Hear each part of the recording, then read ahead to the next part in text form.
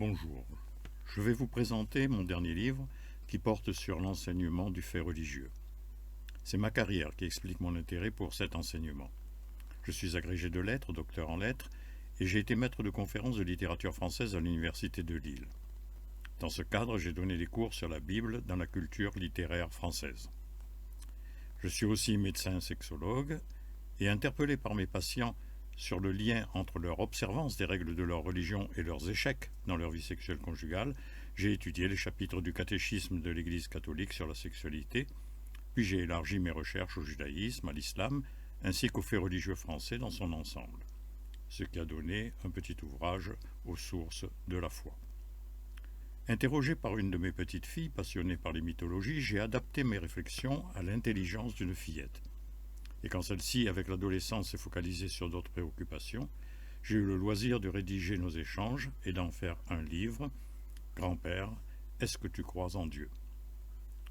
Donc cela fait des années que je travaille sur la place de la religion dans la vie individuelle et dans la vie sociale. La rédaction de ce dernier ouvrage, Grand-père, a fait ressortir de façon aiguë le problème de la compréhension entre personnes ayant des valeurs et des convictions différentes. Il m'a semblé qu'un échange et un respect mutuel ne pouvaient s'établir que sur une base d'objectivité. J'ai donc écrit ce dernier ouvrage, La fabrique des monothéismes, où je tente de regrouper les connaissances historiques avérées sur les faits religieux afin d'offrir aux hommes de bonne volonté un socle commun à partir duquel se parler, s'écouter, se comprendre. Quand on se comprend, quand on connaît mieux les histoires les uns des autres, on peut se détacher de ses préjugés. On peut se mettre à réfléchir, notamment à réfléchir à la meilleure façon de créer les liens nécessaires à une communauté humaine. Plus précisément, les histoires que chaque religion raconte sur ses origines sont proprement inacceptables pour les autres religions. Ainsi, un juif trouve absurde de penser que Jésus est Dieu. Un chrétien trouve l'histoire de Mahomet abracadabrante. Un musulman est choqué que l'on puisse penser que Dieu est un fils et que ce fils est la même divinité que lui. Et tous ont un profond mépris pour l'homme sans Dieu, pour l'athée. Ce qui nous étonne le plus, c'est comment les autres peuvent-ils croire à leurs histoires? Alors comment vivre ensemble si on est persuadé que l'autre est fou de croire à ces histoires? La piste de solution que je propose dans ce livre consiste d'abord à établir ce qu'il faut connaître si on veut pouvoir réfléchir sérieusement. Pour réfléchir sérieusement, il faut connaître, en premier, les histoires que chaque religion raconte sur elle-même, et que les autres refusent d'ailleurs, que les autres considèrent comme inventées, trafiquées, fausses. La deuxième chose qu'il faut connaître, ce sont les histoires que les historiens proposent pour chacune d'elles comme vérité historique. Vérité historique que les religions ont du mal à accepter ou même parfois refusent catégoriquement.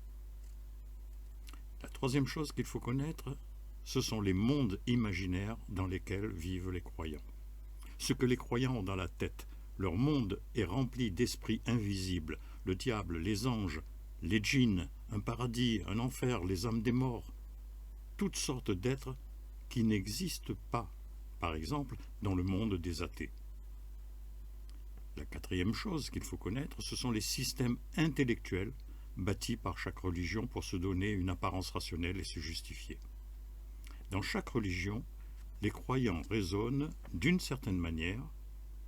Par exemple, un catholique mettra comme fondement à sa réflexion la tradition de son Église, garantie par le pape, alors que les protestants refusent cette tradition et établissent leur raisonnement, eux, sur la conviction intérieure. Et les musulmans, eux, refusent ces façons d'agir. Eux, ils basent leur raisonnement sur le texte du Coran. Il y a donc trois bases de raisonnement, et ces trois bases sont très différentes les unes des autres. Donc, il y a 4 types de connaissances à bien établir au point de départ. Mais une fois que ces 4 types de connaissances sont bien établis, il reste à les diffuser par l'enseignement, ce qui va entraîner divers problèmes d'acceptation.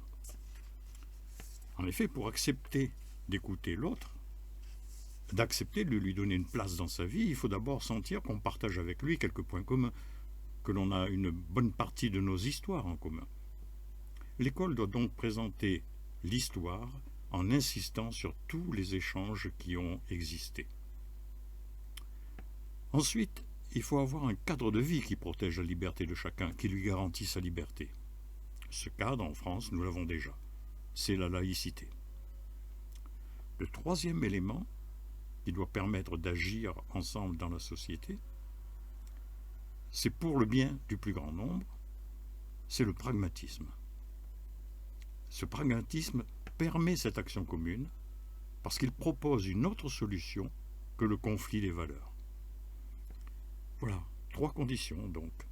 Mais 3 conditions qui ne sont pas spontanées pour l'espèce humaine. En effet, l'évolution de notre espèce est fondée sur la défense, chacun de son clan, de sa tribu, contre les autres clans, contre les autres tribus.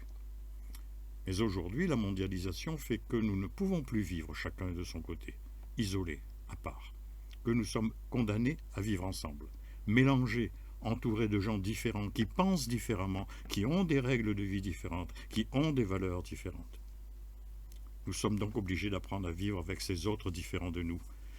Dès le plus jeune âge, l'école doit permettre cette mise en œuvre d'habitudes pour les futurs citoyens, d'acquérir ce nouvel état d'esprit, cette nouvelle ouverture à l'autre. Et l'école y parviendra le mieux en donnant une grande place aux histoires. C'est par les histoires que nous comprenons que quelqu'un peut ne pas penser comme nous et pourtant être un personnage sympathique, que nous aimons bien, qui fait aussi des choses bien. C'est par des histoires que nous sortons de notre petit groupe familial ou religieux pour voir comment on pense ailleurs, comment on vit ailleurs. Un ailleurs où il y a aussi des gens bien. Pas comme nous, mais bien quand même.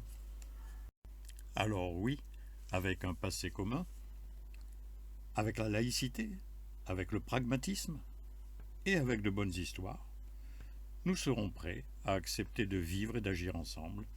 Nous serons prêts à être heureux de partager la richesse de nos différences.